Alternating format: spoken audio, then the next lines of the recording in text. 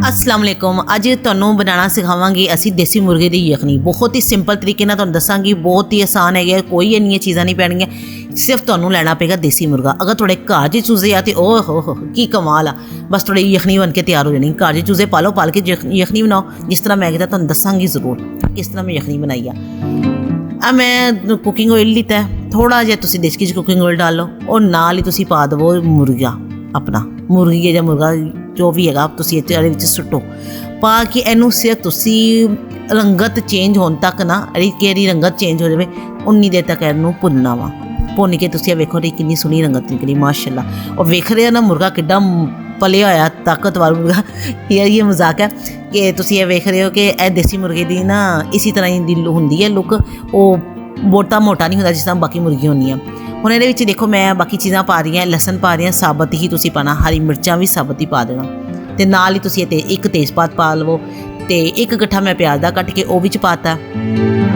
तुसीं बिल्कुल इंज मोटा मोटा ही कट के पा देना, बरीक बरीक कट्टण की जरूरत नहीं है, जिस तरह कटे जाए ना कट के पा लवो। नाल अदरक का टुकड़ा है, असीं इहनूं इन्ना पका लेना कि कचुम्बर ही कट देना बस।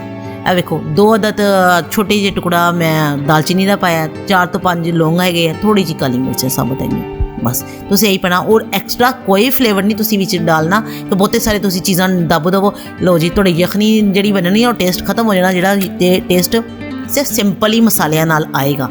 देखिए तुहाडी यखनी बहुत टेस्टी बन जानी है, इन्ना कमाल दी यखनी बनेगी ना। बस इहनूं कोई 7 ਤੋਂ 8 मिनट तुसीं चंगी तरह भुनना मसालियां दे विच, बस कमाल ही यही है, भुनोगे तो यखनी पकेगी। हुण तुसीं इहदे विच दब के पानी पा देवो, 2 लीटर मैं पानी विच पाता है।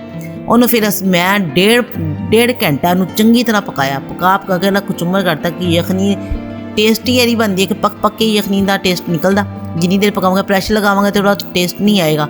तुसीं इहनूं चंगी हल्की आंच दे विच पकना रख दवो। कोई मेरा 1.5 घंटा लग्या सी यखनी पकने की। हुण तुहानूं मैं घर दे मुर्गियां दी गल दस देवां। मेरे बच्चे लैके आए थे छोटे छोटे चूजे, वो पल के माशाल्लाह वड्डे हो गए। वो तो नमक तो दसना भुल ही गया, वेखो नमक भी मैं पाया विच, अपने टेस्ट के हिसाब नाल नमक पा लेना, नमक भी पाता। हुण तुहानूं मुर्गे दी दस रही सी किस तरह मैं देसी मुर्गा।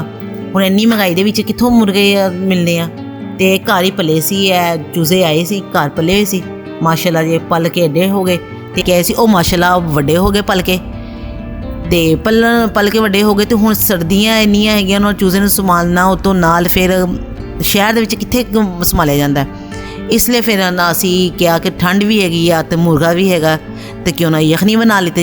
ऐ मैं बनाई अपने छोटू दी यखनी। वो इसे छोटू कहता था, मेरा छोटा वाला बेटा इसे छोटू कहता है, इसलिए मैं मैंने यखनी बनाई है तो मैं इसे यही कहती हूँ कि छोटू की यखनी। चलो छड्डो हुण सारी गल्लां नूं, तुसीं बाकी हुण फाइनल लुक देखो माशाल्लाह जी। मैं कोई घंटा 1.5 घंटा यखनी पकाई है, पकाने तो बाद फाइनल लुक आई है। इन्नी मज़े की यखनी बनी सी, टेस्ट की तुहानूं दसां की कमाल टेस्ट बनया। हुण ये देखो ये मैं थोड़ा जिहा काली मिर्च डालती, अपने टेस्ट के हिसाब नाल तुसीं थोड़ी जी काली मिर्च ते गर्म मसाला ऐड कर लेना।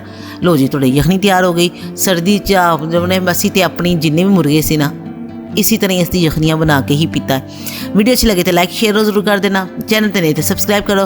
दुआओं च याद रखना, अपना बहुत सारा ख्याल रखना। अल्लाह हाफिज़।